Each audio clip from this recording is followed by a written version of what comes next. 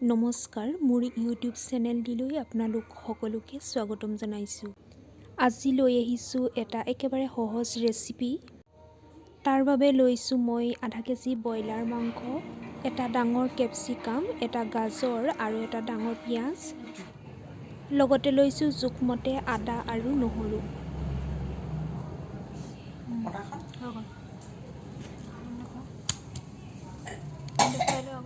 আদা আৰু নহৰুখিনি মই প্ৰথমে পিচি লৈছোঁ।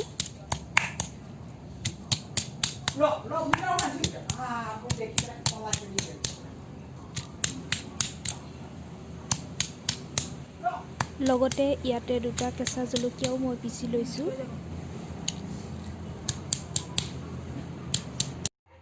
পিচি লোৱা আদা নহৰুৰ পেষ্টখিনি মই মাংসখিনিৰ সৈতে মিহলাই পেলাম।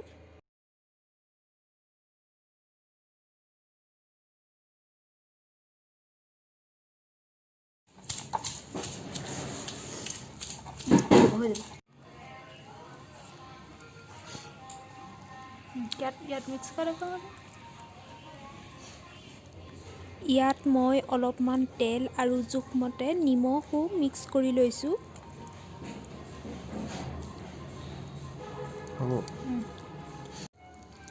এয়া মই এনেদৰে মিক্স কৰি 1 ঘণ্টাৰ বাবে থৈ দিম।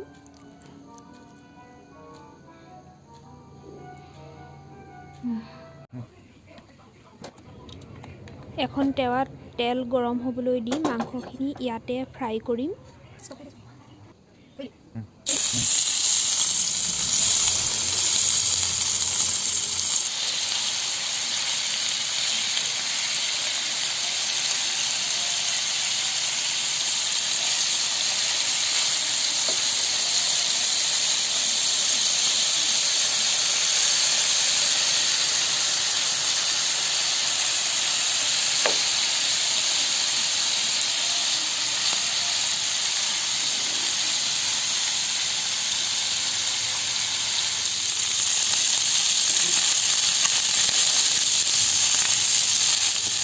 এয়া মাংসখিনি অলপ ৰঙচুৱা কৰিছে আৰু এনেকুৱাতে মই মাংসখিনি এখন প্লেটত নমাই থ'ম।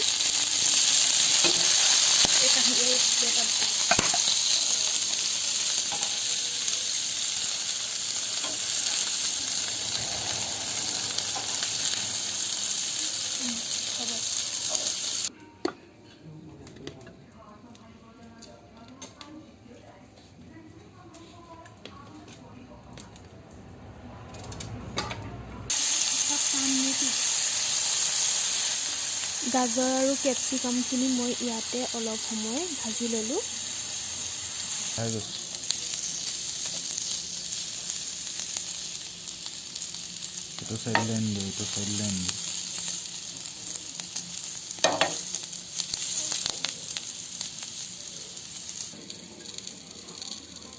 এটা বাটিত অলপমান বেচন লৈ তাত অলপকৈ পানী দি মই মিক্স কৰিছোঁ। একেলগে বহুতখিনি পানী দি দিয়া নাই কাৰণ পনীয়া হৈ যাব।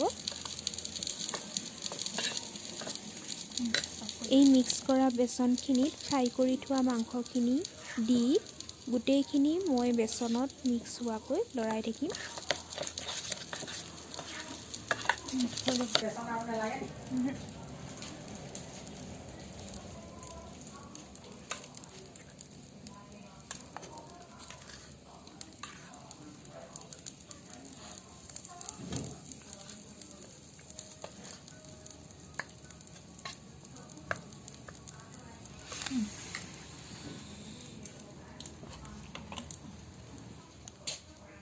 এতিয়া এটা কেৰাহীত তেল গৰম হ'বলৈ দি তাত বেচন লাগি থকা মাংসখিনি এপিচকৈ দি ফ্ৰাই কৰিম।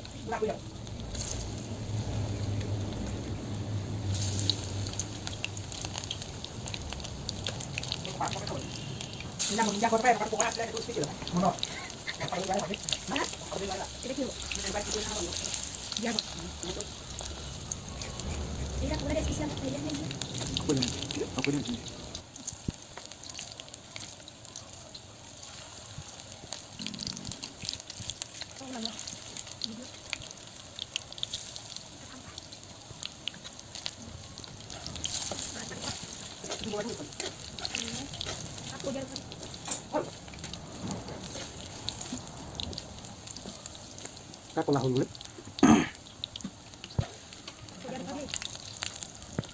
Nó sẽ tiếp tục.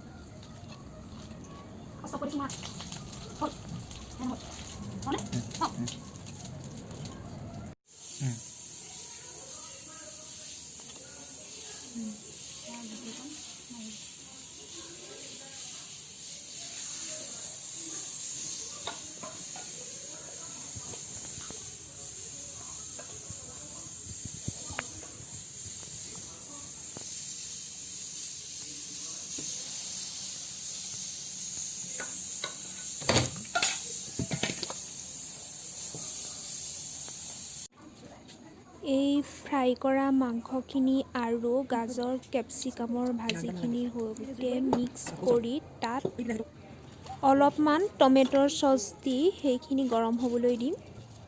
যেতিয়ালৈকে টমেট'ৰ চচখিনি মাংসৰ সৈতে মিক্স নহয় তেতিয়ালৈকে গৰম কৰি থাকিম আৰু লৰাই থাকিম। মোৰ অলপ চচৰ পৰিমাণ কমি গৈছে, সেয়েহে মই আৰু অলপ দি লৈছোঁ।